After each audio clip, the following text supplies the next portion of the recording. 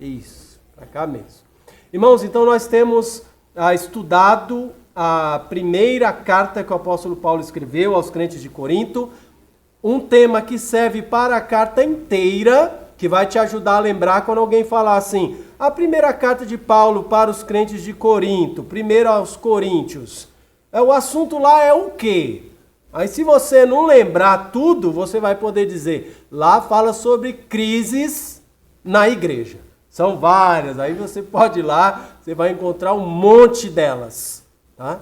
Mas fala também sobre a solução de Deus para essas crises, que é numa pessoa, é o Senhor Jesus Cristo. Tá? Então esse é o nosso tema para a carta como um todo. Nos ajuda a lembrar qual o conteúdo dessa carta e a lembrar que, embora é fato a existência de crises no meio da igreja, entre um crente e outro, entre um grupo de crentes e outro, tá? Ainda assim, Deus tem uma solução para essas crises na pessoa dele mesmo, por meio do seu Filho, Jesus Cristo. Nós estamos no capítulo 7, então os irmãos que têm acompanhado toda a semana, talvez já tenha até a sua Bíblia aberta lá. Eu vou abrir a minha aqui agora. Primeira carta de Paulo aos Coríntios, capítulo 7.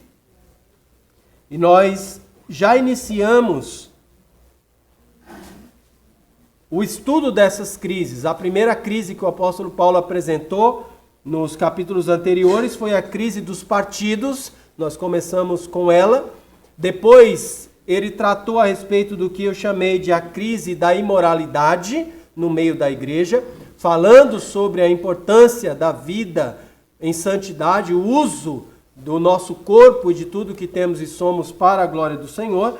E ele entrou no capítulo 7, a partir do capítulo 7, no que nós temos chamado de a crise do casamento, tá? A crise dos casamentos. E nós vamos avançar um pouco mais nesse contexto, abordando o trecho dos versos de 17 a 24.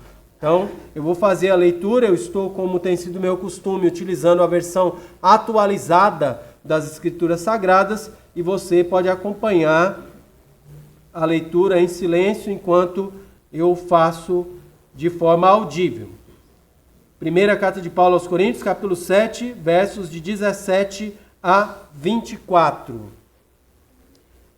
Nos diz assim a palavra do Senhor nosso Deus: ande cada um segundo o Senhor lhe tem distribuído, cada um conforme Deus o tem chamado. É assim que ordeno em todas as igrejas. Foi alguém chamado estando circunciso? Não desfaça a circuncisão. Foi alguém chamado estando incircunciso? Não se faça circuncidar. A circuncisão em si não é nada. A incircuncisão também nada é. Mas o que vale é guardar as ordenanças de Deus. Cada um permaneça na vocação em que foi chamado. Foste chamado sendo escravo? Não te preocupes com isso. Mas, se ainda podes tornar-te livre, aproveita a oportunidade. Porque o que foi chamado no Senhor sendo escravo, é liberto do Senhor. Semelhantemente, o que foi chamado sendo livre, é escravo de Cristo. Por preço fostes comprados, não vos torneis escravos de homens. Irmãos, cada um permaneça diante de Deus naquilo em que foi chamado. Senhor nosso Deus, obrigado pela Tua palavra, nos abre coração e mente, torna clara a Tua vontade para cada um de nós, que possamos relembrar as verdades da Tua palavra, talvez aprender algumas novas, e pelo poder do Teu Espírito Santo, aplicando essas verdades à nossa prática de vida, ao longo dessa semana, ao longo da nossa jornada cristã neste mundo, possamos ser melhores servos e servas do Senhor, glorificando a Ti como o Senhor merece e proclamando o nome e a glória do Senhor Jesus Cristo, para que outros também possam desfrutar da maravilha que é pertencer a Jesus, assim como nós pertencemos. Pedimos isso, Senhor, rogando salvação e edificação para aqueles que aqui estão, conforme a tua boa vontade. No nome de Jesus, oramos, cheios de esperança e gratos. Amém. Irmãos, como nós temos feito comumente, temos um subtema que trata mais especificamente desse trecho que lemos e que queremos refletir nele. Então, viva segundo Deus. Viva segundo Deus, ou de acordo com as expectativas de Deus. Tá? Nós vamos avançar na nossa reflexão. Nosso trecho em questão iniciou no verso 17. Os irmãos vão lembrar que a partir do verso 10 até o verso 16, que foi o trecho que nós abordamos no domingo passado, Paulo deu uma série de exortações e esclarecimentos para ajudar os crentes da igreja nas diversas dúvidas que eles tinham sobre a questão do casamento. O tema da nossa pregação passada foi casamento e separação.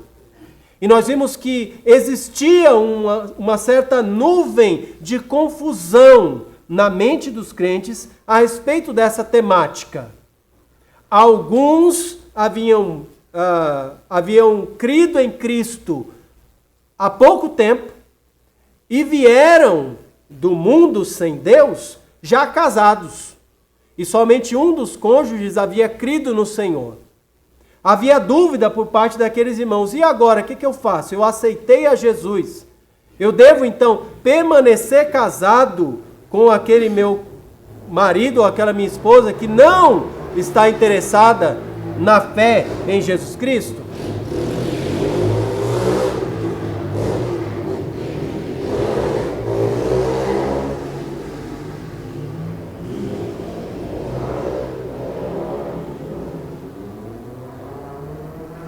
Pronto.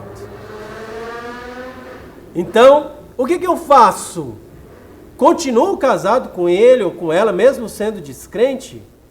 Separo dele, caso com alguém que também tem a mesma fé? Devo tentar converter essa pessoa que estava casado comigo? E outros que talvez estavam solteiros, lutando com diversas questões. Então, naquela pregação passada, Paulo tirou várias dúvidas a respeito deles. E agora, a partir do verso 17 até o verso 24, os irmãos vão perceber o que parece ser uma mudança de assunto. Mas como Paulo já vinha tratando dessa temática do casamento, e nos versos de 25 em diante, ele também vai retomar essa temática do casamento, aquilo que nós vamos ver hoje, nos versos de 17 a 24, também está, se não diretamente, indiretamente ligado a princípios que podem e devem ser aplicados também nessa questão, nesse entendimento, nessa busca de viver segundo Deus, na questão do casamento, mas não só nela. Paulo vai usar aqui alguns exemplos, algumas ilustrações, sem tocar diretamente na questão do casamento, mas nós vamos entender de que maneira isso está relacionado, tá bom? Então, no verso 17, nós podemos perceber que existe, sendo comunicado da parte de Deus, uma maneira de andar, e o andar aí significa viver, uma maneira de viver esperada por Deus de cada crente. No verso 17, nós lemos: ande cada um segundo o Senhor lhe tem distribuído. O andar aí é o viver, tá? Então, viva cada um segundo o Senhor lhe tem distribuído, tá? Então, existe uma maneira de viver, e ali, esperada por Deus de cada crente. Não é que Deus tem uma maneira de viver para cada um, diferente do outro, individual, tá? Mas existe uma expectativa de Deus para o crente. Então, cada crente, nenhum crente fica de fora, deve viver consciente de que existe uma maneira que Deus espera que o crente viva. Então, sim, é possível viver errado ou viver como crente fora das expectativas de Deus. Por isso, precisamos ter clareza em que maneira é esta de andar, essa maneira de viver, que Deus espera que você viva porque você é crente e que eu viva também porque eu sou crente. Expectativa que Deus não tem para os descrentes enquanto descrentes. Se vierem a crer em Cristo, então passam a entrar nessa expectativa também de Deus, tá? Então fique com isso em mente. Deus tem uma maneira que Ele espera que você viva como crente. Isso aparece no verso 17. Também no verso 17 podemos entender que esse andar, esse viver na expectativa de Deus, envolve a participação ativa de Deus na vida do crente. Tá? Olha lá o que diz o verso 17. Ande cada um segundo o Senhor lhe tem distribuído. Na minha versão, talvez a sua use outra expressão, tá? Mas de igual sentido. Cada um conforme Deus o tem chamado. Significa que a vida do crente não é uma vida isolada, onde ele vai vivendo nesse mundo e as coisas vão acontecendo na vida dele, porque ele está interagindo no mundo e isso acontece à parte de Deus. Deus está lá no controle soberano do universo e o crente está lá vivendo a vida dele. Se precisar, quando precisar, o crente vai fazer uma oração, vai pedir um socorro de Deus, Deus solta o painel de controle, vem em nosso socorro e vai dizer: o que é, meu filho? O que você precisa? Agora lembrei de você porque você me chamou. Tá? Diferente desta ideia, não é esta ideia que nós vemos aqui. Nós vemos a ideia de que enquanto o crente está vivendo, e pode acontecer, e muitas vezes acontece, o crente nem está percebendo, mas as coisas que estão acontecendo na vida do crente e em volta da vida do crente têm a participação de Deus. A mão de Deus está atuando, teve uma participação ativa de Deus na vida do crente. Então, entenda e perceba você isso com bastante clareza ou não, isto é um fato. Deus já estava trabalhando na vida de cada crente, mesmo antes desse crente nascer nesse mundo, preparando tudo para que você tivesse a situação em que você está, as circunstâncias pelas quais você tem passado e tem enfrentado, as pessoas com quem você teve contato, os lugares por onde você passou, em tudo isso, e por onde tem passado e por onde passará, em tudo isso, Deus está tendo participação ativa na vida de cada crente. Não tem nenhum crente que está aí vivendo e Deus, ano que vem, vai começar a interagir na vida dele. Tá? Todo crente, cada um deles, Deus participa ativamente na vida dele. Ainda no verso 17, este viver com Deus, que envolve a expectativa de Deus, envolve a participação ativa de Deus, no ditado popular, né? Deus vai meter a colher aí na sua vida mesmo, para fazer o que ele julga necessário fazer, tá? Mas envolve também a responsabilidade do crente para com a ação de Deus na vida dele, tá?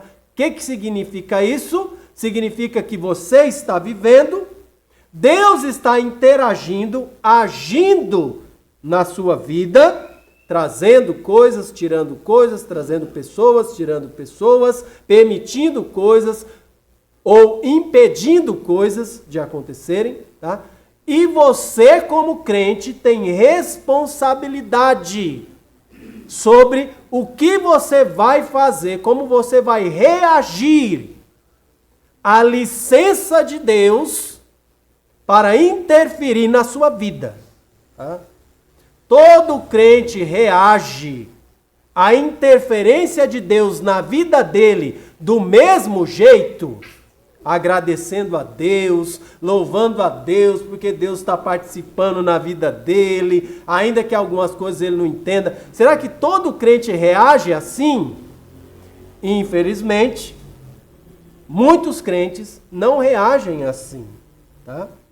Evidentemente, Deus não está invadindo a sua vida com essa licença divina que ele tem para mexer na sua vida, nas circunstâncias da sua vida, nos elementos da sua vida interiores. Tá? Deus mexe tanto fora quanto dentro. Deus não está fazendo isso para prejuízo seu. Tá?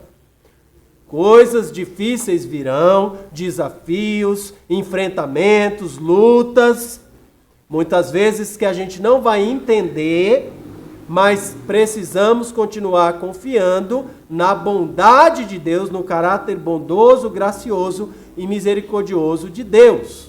Tá? Então você, como crente, tem essa responsabilidade. E o verso 17 chama a nossa atenção para isso. Ande cada um segundo o Senhor lhe tem distribuído, cada um conforme Deus o tem chamado. Tá? O resumo do que eu falei aparece nesse slide aí. Tá? Deus está agindo, o crente está vivendo e sendo afetado por esse agir de Deus. E aí o que é importante aqui para desenvolver como crente é essa percepção. Tá? Você precisa perceber, ter esse entendimento de que Deus está agindo enquanto as coisas estão acontecendo na sua vida. Quando Deus está agindo, que é a todo momento, e o crente está vivendo com essa percepção, com esse entendimento, Deus não foi viajar e me deixou aqui, é por isso que as coisas estão como estão. Tá? Deus está trabalhando nessas situações da minha vida. Quando o crente entende isso, aí ele é capaz de viver a vida segundo Deus. Tá? Ele não vai ser um crente murmurão, um crente reclamão, um crente queixoso de Deus, um crente que vive desconfiando de Deus. Tá? Será mesmo que dá para contar com Deus? Porque olha como as coisas estão. Será mesmo que Deus vai fazer alguma coisa ainda na minha situação? Tá? Esse é o crente que está desligado desse princípio que nós encontramos aqui nesse verso. Deus não vai fazer alguma coisa, Deus já está fazendo. Talvez você não está gostando do que Deus está fazendo, porque não entende completamente o que Deus está fazendo e onde Ele quer chegar. Mas Deus sabe muito bem o que está fazendo. E o crente deve ter essa percepção para viver a vida segundo Deus. O contexto do nosso texto, que fala sobre casamento e separação, então nos ajuda a aplicar esse princípio também na questão do casamento, na questão de dificuldades no relacionamento do casal cristão. Tá? Então, momentos de turbulência no casamento são comuns, inclusive na vida do crente. Deus pode escolher você para ser aquele casal cristão especial, que vai passar só por 2 problemas durante toda a sua vida de casado. Pode ser, né, que Deus seja tão gracioso assim com você, tá? Mas via de regra, vamos enfrentar dificuldades também nos nossos relacionamentos, tá? E aí o que fazer, como entender isso? Paulo está trazendo isso, que não, embora ele não cite a palavra casamento aqui, mas o contexto nos mostra que ele continua dando princípios aplicáveis para ajudar os crentes lá de Corinto e nós também a entender isso. Deus está trabalhando enquanto nós vivemos. Se entendermos isso, vamos ser capazes de viver segundo Deus, quando buscamos a orientação da vontade dele e praticamos essa vontade dele na nossa vida. Não adianta só saber o que Deus espera. Tá? Tem uma expectativa de Deus para como eu devo viver? Tem. Eu sei qual é? Sei. Eu estou atendendo essa expectativa? Eu estou vivendo do jeito que Deus quer que eu viva? Não. E não entendo por que não está acontecendo as coisas do jeito que deveria acontecer. Ué, não adianta saber e não fazer. Tá? Então nós vamos olhar um pouquinho mais, avançando aqui no nosso texto. A ordem, Paulo nos ajuda a entender qual era o procedimento que ele trabalhava em cada igreja neste sentido. Ele diz aí ainda no verso 17, é assim que ordeno em todas as igrejas, tá? É assim que ordeno em todas as igrejas. Final do verso 17. Então é uma ordem a todas as igrejas. Ou seja, um princípio que vale para cada crente. Não importa onde essa igreja estava. Ele está escrevendo a carta para os crentes na cidade de Corinto. Mas Paulo diz, quando eu passo nas outras igrejas, em outras cidades, eu falo exatamente a mesma coisa. E isso nem é um conselho meu, isso não é uma ideia minha. Isso é uma ordem, como ele bem coloca aí, tá? É o que eu ordeno em todas as igrejas. Que ordem é essa?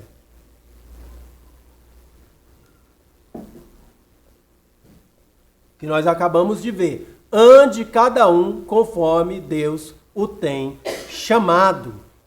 Ande cada um conforme Deus o tem chamado. E Deus, a ideia dessa palavra chamado, ela tem um significado bem específico na palavra de Deus. Esse chamado é usado por Paulo para falar a respeito do chamado para a salvação, do chamado para fazer parte da família de Deus. Tá? Então, por isso nós entendemos que ele está falando para os crentes, também ele está escrevendo essa carta para aqueles crentes. Então, cada um ande conforme Deus o tem chamado. Deus nos chama para a sua família, Deus nos salva por meio da fé no Senhor Jesus Cristo, mas em circunstâncias diferentes de vida. Tá? Então Deus não chama crentes, Deus não chama pessoas para se tornarem crentes e fazerem parte da família dele, sempre numa idade específica.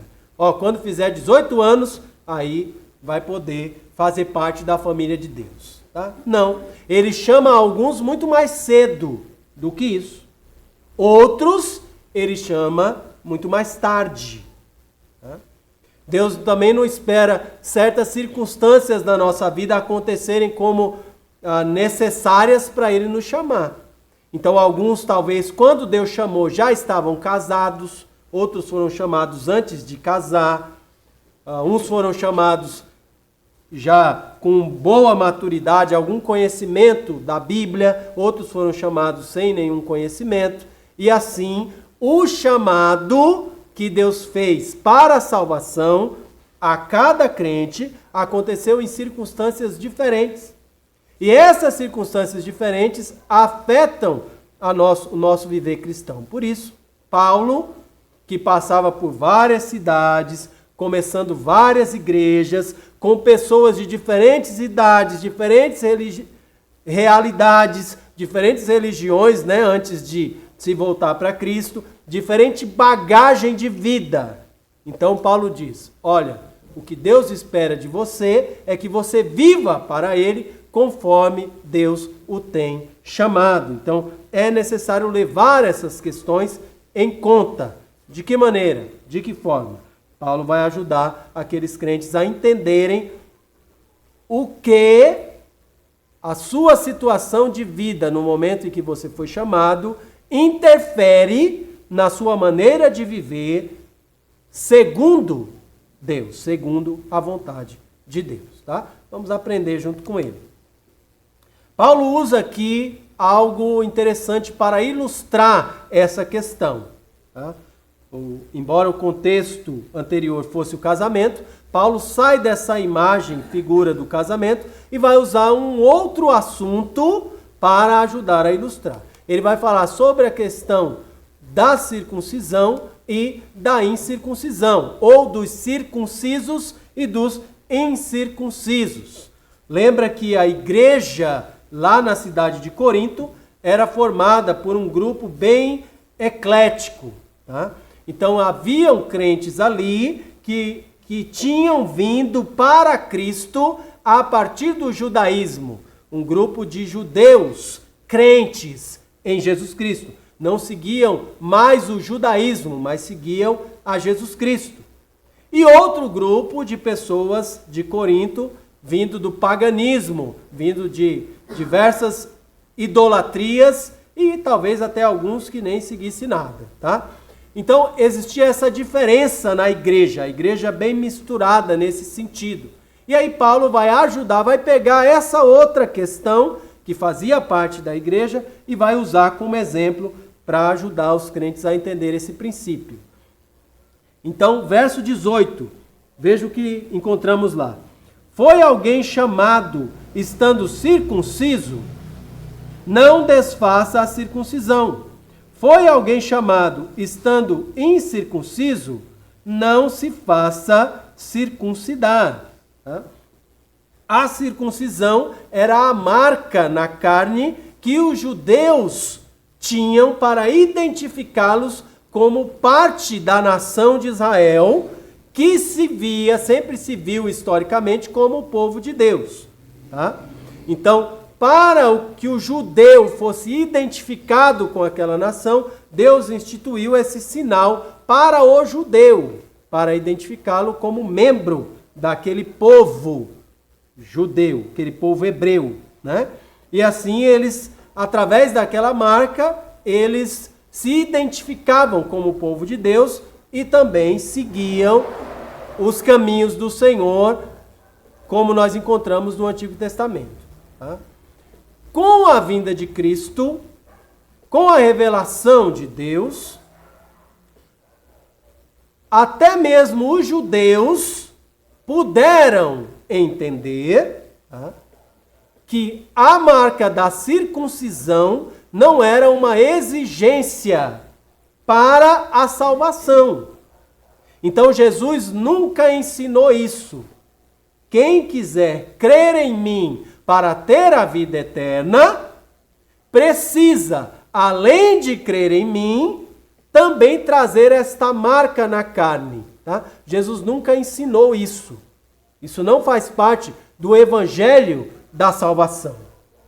Em outras palavras, é possível crer em Cristo e ser salvo sem a necessidade da circuncisão. Tá? Isso era um entendimento, isso nem sempre foi entendimento. Isso foi conhecido com a revelação de Cristo. Tá? Então, Cristo vindo, explicando, ensinando, isso ficou claro. Então, por muitos anos, o povo de Israel entendeu que eles, os judeus, os hebreus, eram o único povo que Deus desejava salvar. E que se alguém de outro povo quisesse ser salvo, precisaria entrar para o povo judeu, seguindo, entre outros rituais, também receber essa marca na carne. Então você não é judeu, mas você entendeu que Deus quer salvar só os judeus. Então você aceita essa marca na carne e aí você entra para o povo judeu e aí você vai poder ser salvo assim como nós. Esse era o entendimento dos judeus, tá? Mas não é o ensino de Jesus Cristo para a salvação. Aí você pode imaginar que aqueles judeus crentes na igreja de Corinto estavam bem confusos sobre essa questão, a questão da circuncisão. Eles passaram um bom tempo da sua vida crendo que eles estavam salvos por crer no Deus de Israel, e a prova dessa salvação e desse compromisso deles com o Deus de Israel era aquela marca na carne. Então, eu sei que eu estou com Deus e Deus está comigo porque eu tenho a marca na minha carne que me mostra que eu sou do povo de Deus. Quando eles ouviram o evangelho, estou falando aqui dos judeus que creram em Cristo, tá? na igreja de Corinto. Quando eles ouviram o evangelho, eles começaram a entender, essa marca que eu tenho na carne, na verdade, ela não contribui em nada para a minha salvação. A minha salvação está fundamentada na fé que eu deposito em Jesus Cristo. Inclusive, vários irmãos aqui da igreja, estou pensando no irmão lá em Corinto, vários irmãos aqui da igreja que não são judeus, são tão salvos quanto eu, porque creram no mesmo Cristo que eu criei. Eles nem têm essa marca. Mas como será isso? Será que eu estou entendendo certo? Será que eu estou entendendo errado? Aí crises e confusões por causa disso. Paulo usa esse exemplo para explicar. Tá? O que a gente encontrava lá na igreja? Circuncisos legalistas. Judeus que creram em Jesus. Então, como judeus, eles possuíam essa marca na carne e eles tinham uma atitude legalista. Olhavam para os não-judeus da igreja e falavam: você deve se circuncidar. Se você também não fizer essa marca na sua carne, sei não, hein? Crer em Jesus é muito bom, mas a garantia mesmo está aqui, nessa marca que eu tenho. Ó, o outro irmão lá que também é judeu também tem, o outro também tem, e você não tem. Então, cuidado para você não estar só crendo em Jesus e esquecer do principal, essa marca aí que a gente já vem trazendo desde lá, quando Deus começou a criar a nação de Israel. Tá? Então, circuncisos legalistas, falando para os outros crentes não judeus, sem essa marca, você não será salvo. Tá? Então, tinha isso lá. Incircuncisos legalistas. Tá? Quem eram esses? Você deve desfazer a circuncisão. Tá?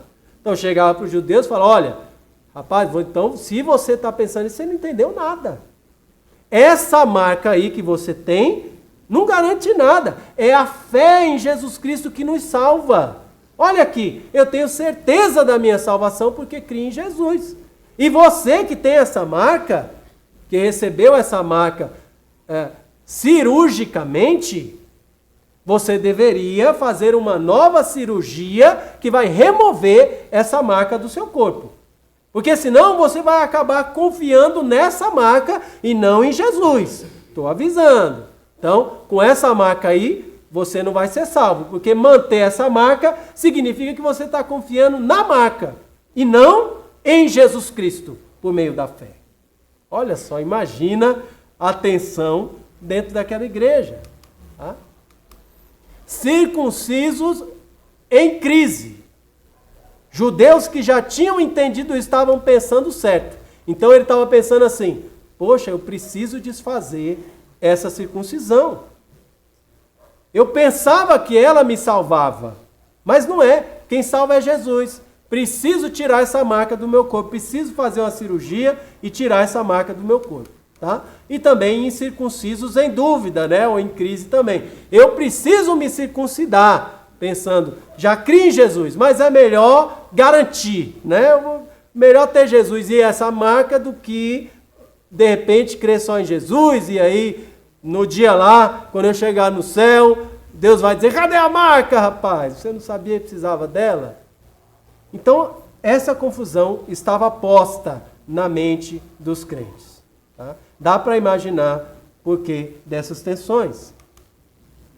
Paulo vem ajudando aqueles crentes a entender: isso não vale de nada. O que é que vale? Obedecer a Deus. Verso 19, quando ele diz: a circuncisão em si não é nada.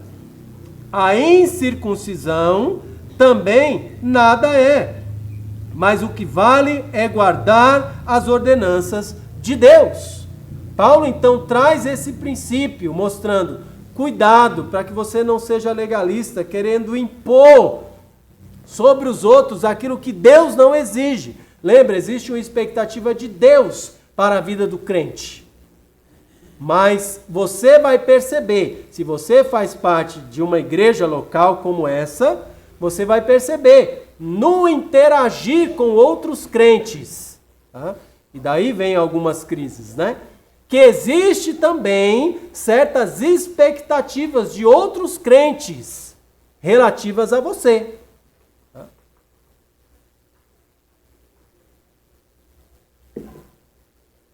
E muitas vezes essas expectativas não têm nada a ver com as expectativas de Deus, né? Por exemplo, é claro que me beneficia achar bonito o homem de cabelo curto, né? Sim. Os meus caíram, né? Então eu sempre faço assim o corte militar, né? E aí fica bom, tá? Então eu acho bonito, né?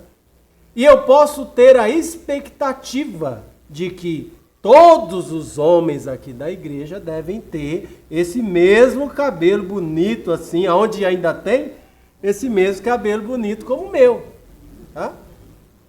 O que impede de eu, como crente, ter essa expectativa? Tá? Eu acho que vai ficar mais bonito, eu acho que vai dar menos trabalho, vai economizar no shampoo, no pente, né? Vem mais rápido para a igreja, não se atrasa para o culto, porque só jogar a roupa e vem. Tá? Mas essa expectativa minha, que é só exemplo, tá? Então não é real, mas se ela fosse real, ela é também uma expectativa de Deus. Eu posso, então, devo, como crente, sair cobrando, olha, irmão, olha o cabelo, você está maior que o meu, né? Olha isso, olha aquilo. Tá? Então, irmãos, na hora de lidar, a gente precisa ter bastante clareza sobre qual a expectativa de Deus para o nosso viver. E entender que certas questões que dizem respeito à nossa bagagem de vida e à nossa circunstância de vida quando Deus nos chamou, elas não têm todo esse valor que muitas vezes nós queremos dar. Tá? O que vale de fato é obedecer a Deus. Tá? Obedecer a Deus. Então, se eu quero criar certa expectativa para mim mesmo ou para qualquer outro crente aqui na igreja, eu preciso antes verificar na palavra de Deus qual é a expectativa de Deus para aquele crente.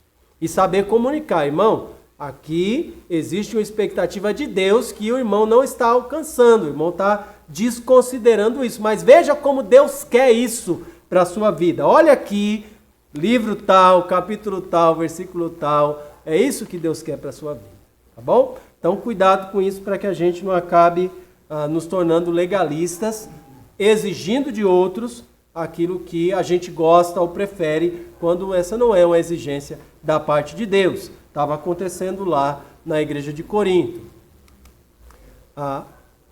Paulo aqui então vai reforçar essa ordem que é para cada crente, ordem dada a todas as igrejas. Ela apareceu no verso 17, ande cada um conforme Deus o tem chamado, e ele reforça em outras palavras aqui agora no verso de número 20. Então perceba que ela já apareceu no verso 17 e ela reaparece aqui com um pouquinho diferente, mas o mesmo princípio no verso 20. Permaneça cada um na vocação em que foi chamado. Verso 20. Cada um permaneça na vocação em que foi chamado. Paulo vinha falando do casamento e da separação, falou sobre esse princípio, ajudando os crentes a entender que Deus os chama para fazer parte da família de Deus em alturas diferentes da vida, diferentes experiências, diferente nível de maturidade cristã, tá? E situações de vida. Ilustrou isso com os circuncisos e os incircuncisos dentro da igreja, e ele vai usar uma outra ilustração agora para reforçar ainda mais esse princípio. Então, para ilustrar, ele vai usar a ideia do escravo e a ideia do líder, a imagem, a figura do escravo e a figura do crente livre, que também era uma realidade no contexto da igreja de Corinto. Tá? Qual era a situação presente lá? Tá? Escravos sem pais. Tá? Alguns que estavam vivendo no contexto da escravidão. Tá? Naquela época a escravidão era social, era um elemento da sociedade. Tá? Então você não era difícil encontrar escravos. Qualquer pessoa de posses, qualquer pessoa que tivesse mais recurso, poderia ter escravos que iriam servi-lo tá? Iam trabalhar no serviço da casa, poderiam ser escravos que trabalhavam numa fazenda, trabalhavam em diversos contextos, tá? Muitas vezes, ou algumas vezes, melhor dizendo, a pessoa podia acabar se tornando um escravo por conta de uma dívida que assumiu. Então a pessoa fez uma dívida financeira, não teve condição de pagar aquela dívida, então ele se tornava um escravo por tempo limitado, e o trabalho que ele realizava para aquele senhor, aquela pessoa para quem ele estava devendo, ia sendo debitado ali da sua dívida. E aí depois que aquele trabalho tinha sido feito por 1 ano, 2, 10, quanto fosse, e aquela dívida quitada, então essa situação de escravo chegava ao fim e ele se tornava novamente alguém livre. Tá? Então era uma das maneiras de quitação de dívida. Tá? Mas existiam outros motivos também porque alguém se tornava escravo. Tá? Apenas para situar. Então, escravos sem pais. Pessoas que na igreja de Corinto eram escravos de outros, tá? E que pensavam assim, até quando isso? Até quando eu vou? Agora eu sou um crente em Jesus Cristo. Agora eu faço parte da família de Deus. Não deveria Deus agora mudar a minha circunstância de vida e me tirar dessa condição de escravidão? Até quando eu vou permanecer assim, sendo escravo? Eu me tornei escravo porque assumi uma dívida, porque fiz isso, ou porque aconteceu aquilo e aquilo outro, porque eu não conhecia a Deus. Se eu conhecesse a Deus, se eu fosse um crente em Jesus, naquela época, eu não teria feito isso. Agora eu criei em Cristo. Quanto tempo vai demorar agora para Deus falar, agora você creu em mim, agora você é um filho de Deus, então pronto, você não é mais escravo. Então essa questão tirava a paz de alguns irmãos que estavam nessa situação. E o entendimento, o pensamento deles ia nessa direção. Como é que eu vou poder servir a Deus sendo escravo? Como escravo eu não posso escolher onde eu quero ir, a hora que eu quero ir, o que eu quero fazer, o que eu não quero fazer. Então eu tenho que seguir a orientação do meu senhor, né? Do meu amo, do meu dono, nesse sentido, durante aquela situação de escravidão. Como é que eu vou servir a Deus? Vou ser um crente que não serve a Deus? É possível isso? Tá? Então acabavam perdendo a paz por conta disso.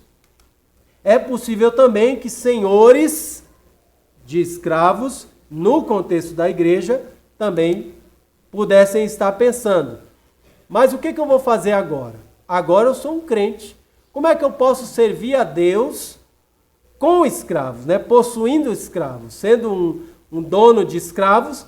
Como é que eu vou encaixar isso com o fato de eu agora ser um crente? Com o fato de eu agora ser alguém que deve estar servindo a Deus?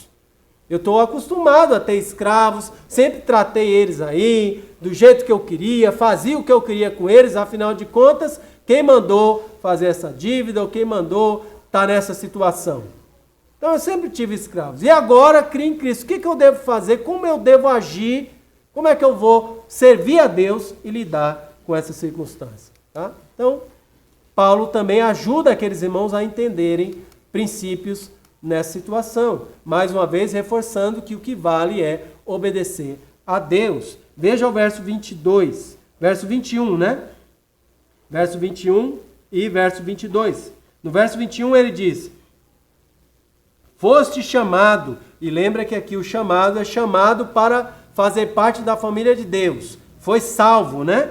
Então, foste chamado sendo escravo, ou seja, você já era escravo quando conheceu a Jesus e creu nele. Não te preocupes com isso. Mas se ainda podes tornar-te livre, aproveita a oportunidade. Tá? Aqui, irmãos, está contido um princípio que também se aplica para aqueles casos em que Paulo vinha falando no contexto anterior sobre casamento e separação. Tá? O princípio está contido aqui. Ele usa o exemplo da escravidão. Ele diz, você já era escravo? Isso tem tirado a sua paz ser escravo? Você está preocupado em quando ou como Deus vai transformar a circunstância da sua vida? Paulo orienta, exorta, dizendo: não se preocupe com isso. Sua condição de escravo não vai te impedir de servir a Deus. Na verdade, a sua condição de escravo crente vai te proporcionar uma grande oportunidade de servir a Deus, de proclamar Cristo, de mostrar como a sua confiança, a sua alegria, a sua esperança está no Cristo que você creu, e não na oportunidade, na possibilidade de viver como um homem livre. E aí vem o princípio que Paulo aplica. Mas se ainda podes tornar-te livre, aproveita a oportunidade. Isso é uma promessa de que quem era escravo e cria em Jesus, Deus ia fazer com que ele se tornasse livre rapidinho. É isso? Não, né? Não é uma promessa. Mas existe a possibilidade, pode existir a possibilidade, Paulo explica, de que um escravo tenha a oportunidade de se tornar livre. Se ela aparecer para você, aproveite a oportunidade. Não está errado. Tá? Mas também existe a possibilidade de que ela não apareça para você.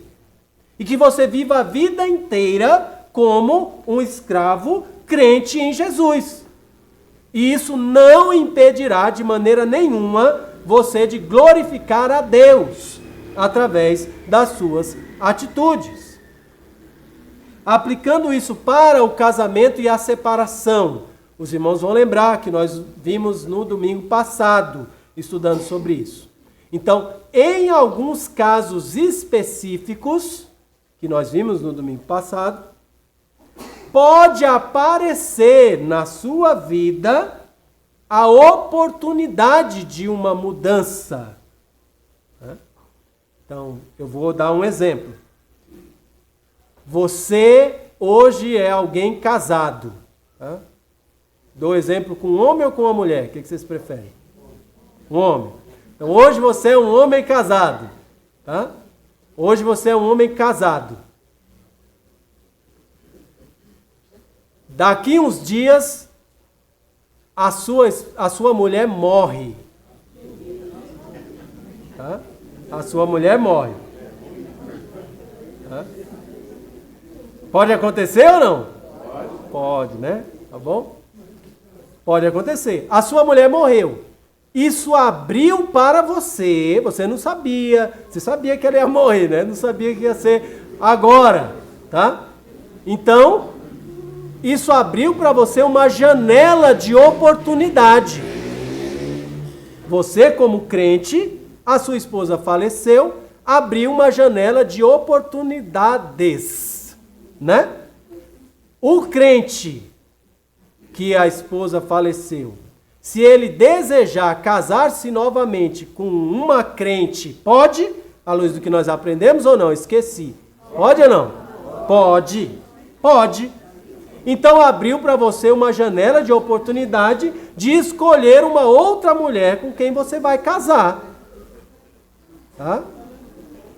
Isso é errado ou é lícito? É lícito. Tá? Essa janela de oportunidade vai se abrir para você? Eu não sei. Tá? Não sei. A mesma coisa vale, tá? Por exemplo, da mulher, tá? Que a gente vai ganhar tempo para não repetir. Tá? Mas também, com a morte da esposa deste crente, abriu-se uma janela de oportunidade para que ele, se desejar, permaneça solteiro, para ter uma maior facilidade de servir a Deus. Poder talvez fazer umas viagens missionárias, apoiar uns missionários, servir de outras maneiras que o cuidado ali com a mulher e a família dificultava. Tá? Então é uma outra oportunidade que apareceu para você. Tá? Deus vai garantir essa oportunidade para todo mundo? Evidentemente não vai, né? Alguns de nós nem querem essa oportunidade, né? Mas não estamos livres dela aparecer. Quem controla essas oportunidades? Para quem ela chega, para quem não chega, quando chega, quem controla isso? Deus. É Deus. Tá? O que a gente viu lá no verso 17, Deus está presente, ativamente participando no que está acontecendo na sua vida e na vida daqueles que estão ao seu redor. Tá? Então, se essa oportunidade aparece, então você pode aproveitar. Aproveite a oportunidade.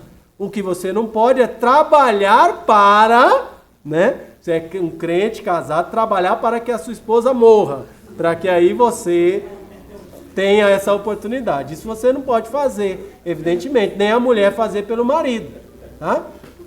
Deve amar e cuidar, né? É a exortação que a gente tem para os homens cristãos, tá bom? E é isso que todos nós estamos fazendo com as nossas esposas, amém? Amém. Agora eu queria ouvir um amém bem forte, né? Vou dar a segunda oportunidade, né? Amar e cuidar das nossas esposas. Nós, crentes, homens casados, é isso que nós estamos fazendo, amém? Amém. Amém. Dá para melhorar? Dá, né? Mas estamos fazendo, vamos melhorar, tá?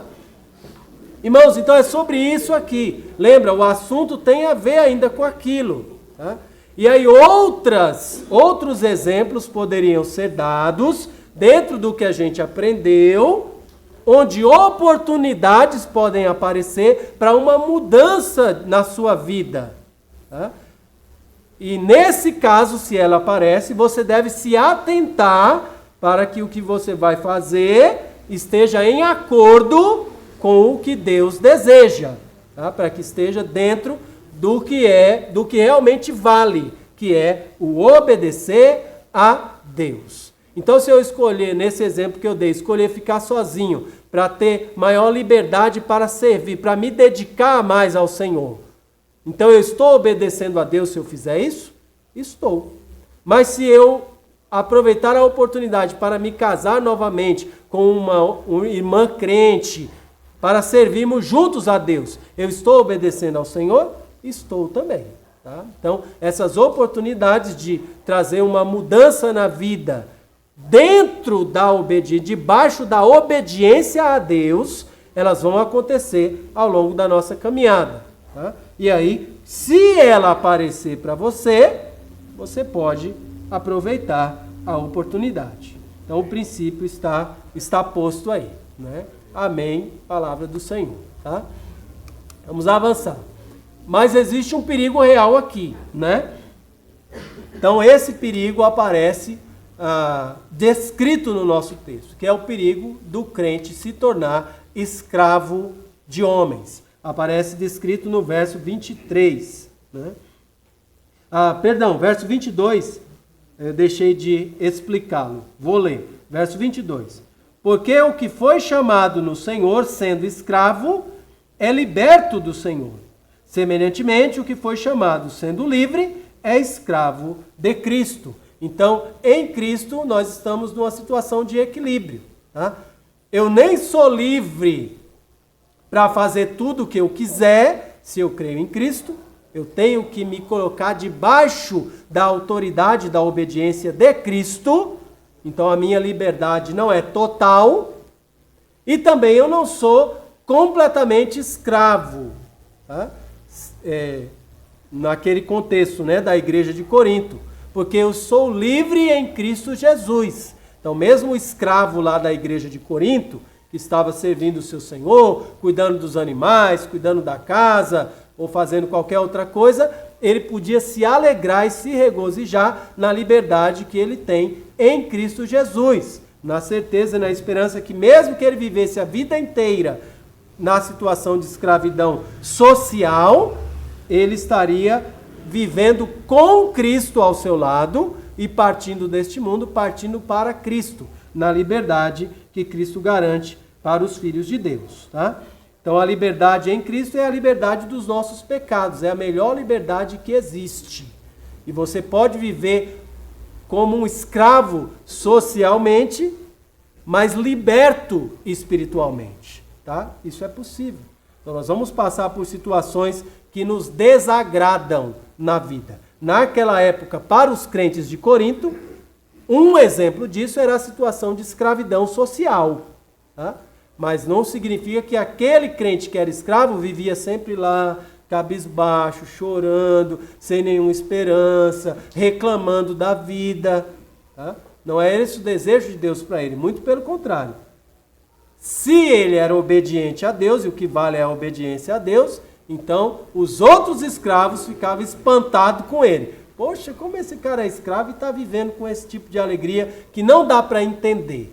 Oportunidade para proclamar Cristo. Aí o perigo real para o crente é esse, se tornar escravo de homens. Somos escravos de Cristo. E Cristo é o único Senhor de quem vale a pena sermos escravos. Tá? A escravidão a Cristo. Tá? Talvez é importante explicar isso. A palavra escravo, no grego, que é a língua original em que o texto que nós estamos estudando foi escrito, a palavra escravo, ela também pode ser traduzida como servo. Tá? Escravo e servo, em grego, é a mesma palavra. Quando a gente traz para o português, a nossa língua, aí a gente tem que escolher. Eu vou usar escravo ou eu vou usar servo? Porque a palavra é a mesma. Tá? Então, se eu falar, somos todos servos de Cristo, amém? Amém. Ninguém tem medo de dizer amém, né? Somos todos escravos de Cristo, amém? Não sei, né? Tá? Mas é a mesma palavra, tá? E a ideia é a mesma. Jesus Cristo é a nossa autoridade suprema e nós estamos disponíveis e prontos para servi-lo com o que ele desejar de nós, revelado na sua palavra, tá? Essa é a ideia. Então, vale a pena ser escravo de Cristo, vale a pena estar debaixo da autoridade de Jesus, fazer o que ele pede, o que ele diz, o que ele quer de nós. Sempre saímos ganhando com isso. Tá? Mas ser escravo de homens é uma escravidão terrível. Tá? Ser escravo de homens traz para nós muito dissabor, tristeza, infelicidade. Nós vivemos num país onde a escravidão é crime, né? A escravidão social. Tá? Ainda assim, inventaram, né, uma expressão, né, trabalhos análogos à escravidão. Tá? Não é escravidão, só que é alguém fazendo o que o escravo faz, né? Do jeito que o escravo fazia, só não é escravidão. Tá? Então é a maneira de dizer que é, só que como é proibido, então não tem, né? Mas a maioria de nós, graças a Deus, não precisa lidar com esse tipo de escravidão. Né? Não tem alguém que botou uma corrente no nosso pé e está ali castigando a gente e exigindo coisas de nós. Tá? Não é a nossa realidade do dia a dia para nós aqui. Tá? Mas nem por isso nós escapamos de voluntariamente nos tornar escravos de homens. Vamos servi-los, vamos viver para eles, vamos fazer o que eles querem de livre vontade. E isso é perigoso para o crente, é um perigo real para o crente. Tá? O único Senhor que o crente deve ter é Jesus Cristo. Pastor, como assim escravos de homens? De que tipo de escravidão nós estamos falando? O escravo de homens é aquele que obedece a eles. Tá?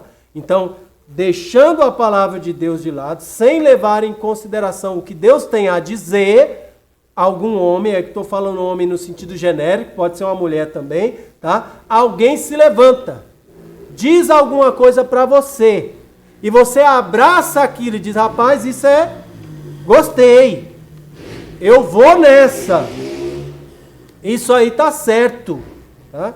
Esquece de vir a palavra de Deus e olhar o que Deus tem a dizer sobre aquilo. Aí abraça, né? Obedece aquilo, obedece esses homens, briga por eles. Tá? Então, isso aqui eu acho que tem valor. E aí você está disposto a brigar por aqueles homens, aquelas mulheres, aquelas ideias, aqueles valores. Tá? Vive com eles, muitas vezes, tá?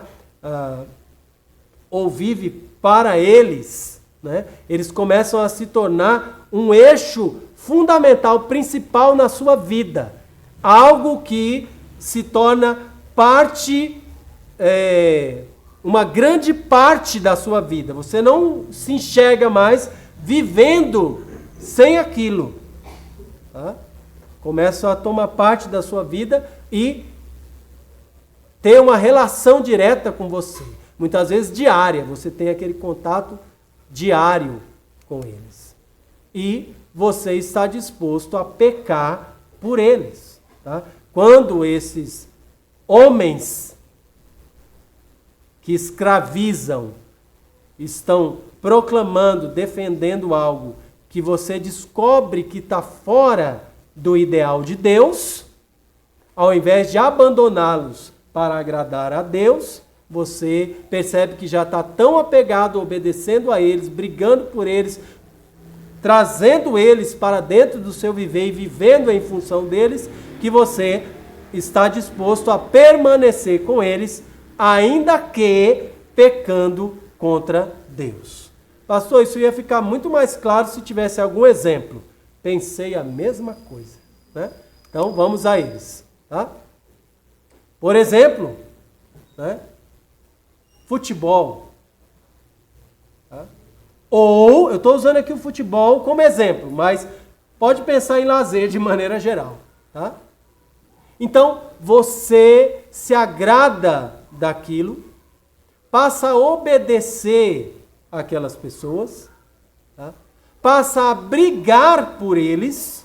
Tá? Então, talvez um time que você gosta muito, né? E aí você está disposto a abraçar aquela ideologia, você está disposto a brigar por eles, e brigar aqui não necessariamente uma briga física de violência, mas talvez um debate acalorado, né?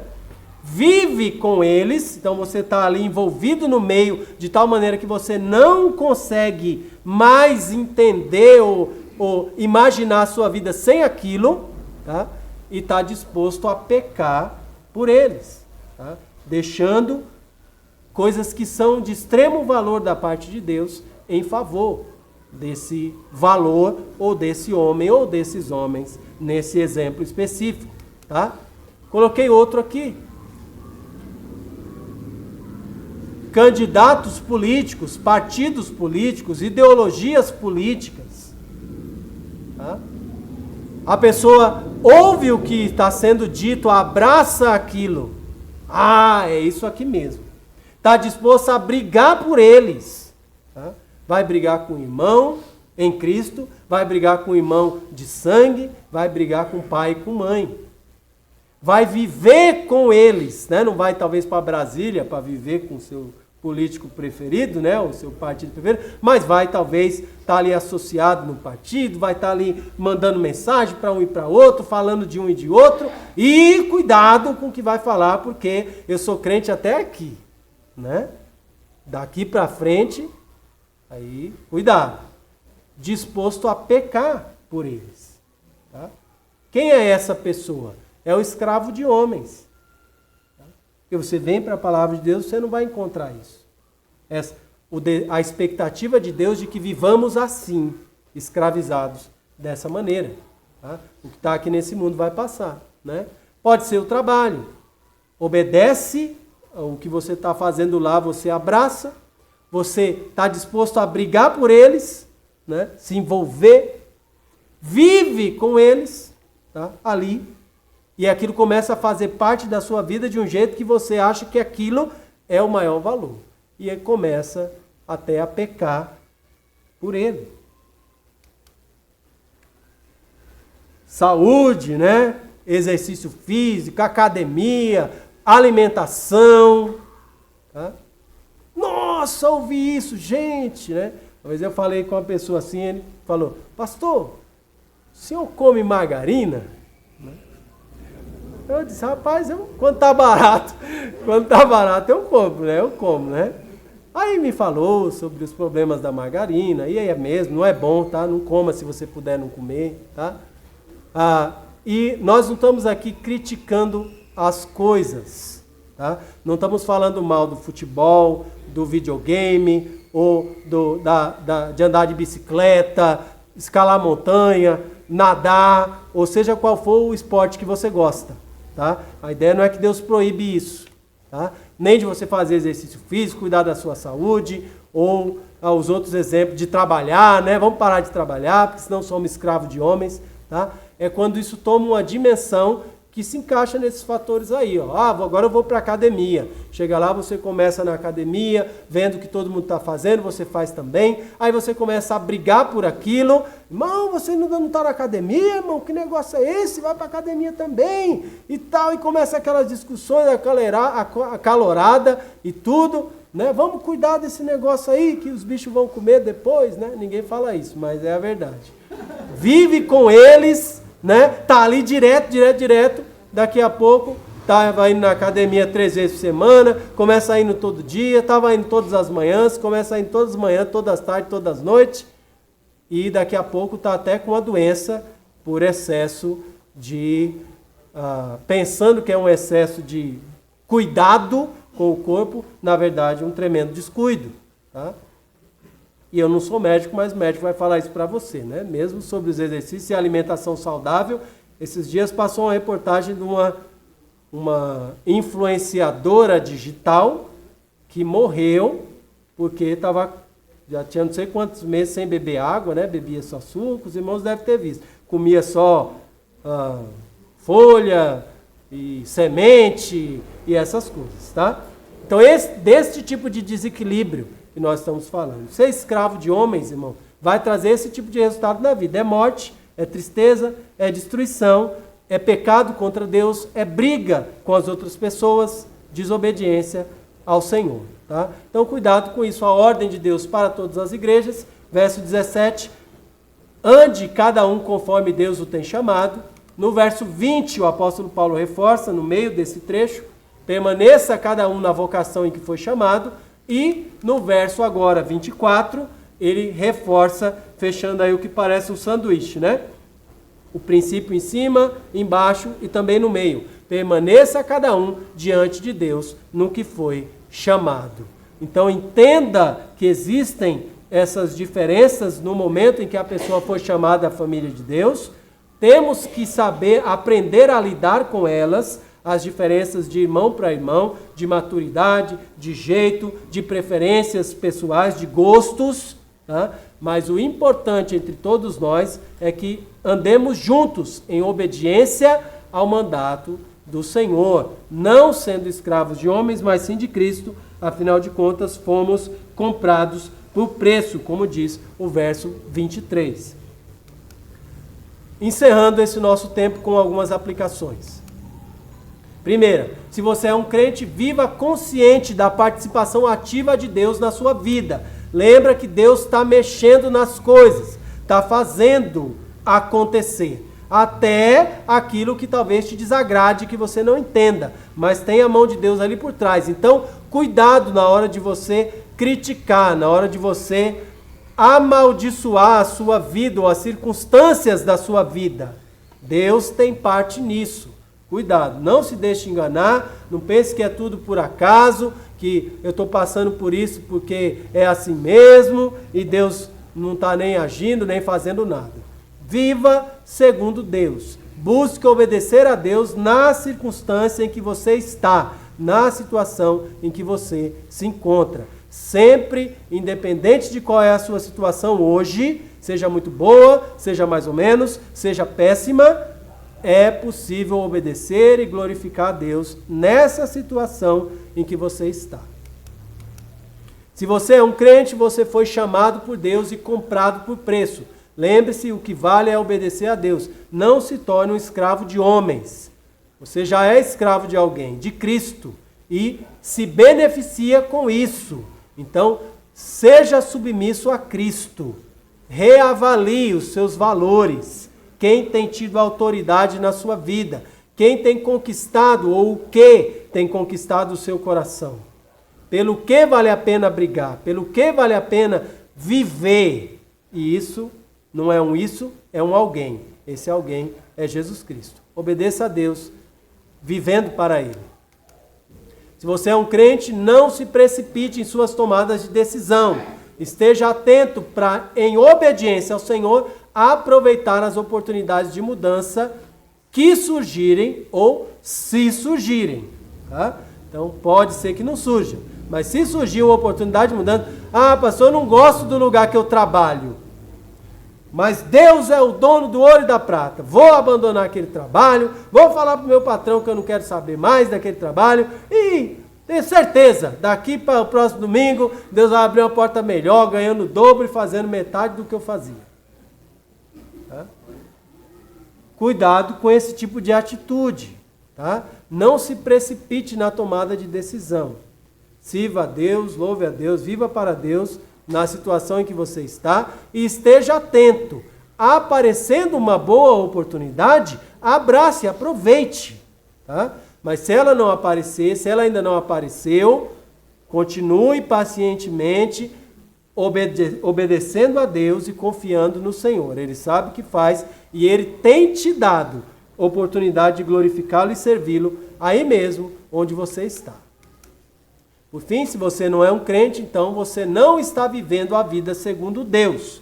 Você não está vivendo do jeito que Deus espera que você viva. E nem vai viver, a não ser que você entregue a sua vida a Jesus Cristo. Se arrependa dos seus pecados, creia em Jesus como Deus e Senhor da sua vida, aí você vai receber o Espírito Santo de Deus, a vida eterna, e vai poder ajustar essas questões e viver a vida segundo Deus, que Ele espera daqueles que já pertencem a Jesus. Tá bom? Vamos orar? Curve sua cabeça, nós vamos orar encerrando esse nosso tempo de pregação.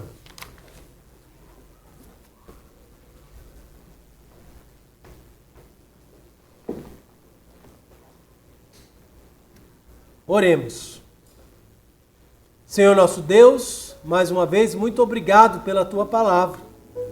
Obrigado porque dela nós podemos extrair, auxiliados pelo Teu Espírito Santo, que nos ilumina o entendimento, as maravilhosas verdades de Deus, que vão nos ajudar a evitar, Senhor, as crises, os problemas e dificuldades que tantos crentes têm enfrentado, simplesmente por não darem a devida atenção à palavra do Senhor. Nos ajuda, Deus, a não sermos crentes maus, que estão dispostos a aprender da Tua palavra, mas não estão desejosos em obedecê-la. Que o Senhor tenha misericórdia de nós, que o Senhor nos incline o coração, criando em nós desejo de obedecer a Tua palavra, de recolher, Senhor, as bênçãos e os benefícios de viver neste mundo a vida segundo Deus. O Senhor nos tem chamado, Senhor, em diferentes momentos e circunstâncias, mas em cada uma delas o Senhor tem permanecido ao nosso lado. Obrigado, Deus, porque na Tua infinita sabedoria o Senhor tem aberto portas de oportunidade na vida de alguns irmãos e irmãs, para que a situação de vida deles venha a mudar. Ajude-os, Deus, lhes dê sabedoria, instrução da Tua palavra para tomarem as melhores decisões e assim glorificar o nome de Cristo Jesus, nosso Senhor. Continua nos fortalecendo, Senhor, enquanto neste mundo enfrentamos todos os desafios que aparecem diante de nós. Que possamos enfrentá-los certos de que o Senhor está ativamente atuando em nosso favor. Que não desconfiemos do Senhor, mas que creiamos no Teu amor, na Tua graça e nas Tuas misericórdias sobre nós. Pedimos isso, agradecemos, adoramos, louvamos a Jesus, nosso Senhor, Rei e Deus. É no nome dele que oramos, agradecidos. Amém.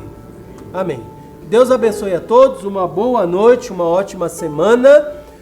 Temos uma reunião rápida com os que participam na direção de culto, aqui mesmo, por favor.